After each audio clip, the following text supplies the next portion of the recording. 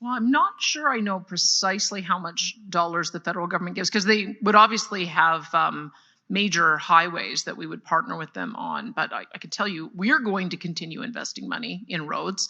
Anyone who thinks that you can stop building roads has obviously not traveled outside of Montreal very much and doesn't understand how big this country is and doesn't understand what it takes to get to some of our resort communities. So I would say that the environment minister has once again demonstrated how tone deaf he is on anything to do with environmental issues.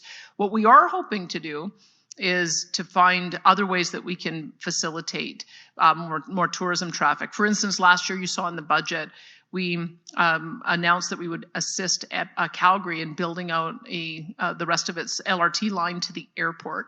And we're in the process of putting out a commuter rail and province-wide rail strategy to be able to solicit input on how that might look. There was a proponent from a couple of years back who wanted to build a train from Calgary through to Banff. And so those may be the kind of things that we can partner on. I mean, I think that if we can find more ways for people to conveniently get to our mountain parks areas, we should be looking at that.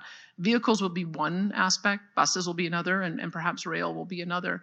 But I would say that it's not one or the other. I think it's all. Steven Guilbeault needs to understand that he lost. He put together a bill that was found to be unconstitutional. It's illegal. And the court told them they had to rewrite it. And part of the reason it was unconstitutional and illegal is because they did silly things like come into our jurisdiction and tell us what projects we could and could not build, including there was a line in there that any road that was longer than 75 kilometers needed federal approval. Well, the Supreme Court has found that to be unconstitutional and illegal.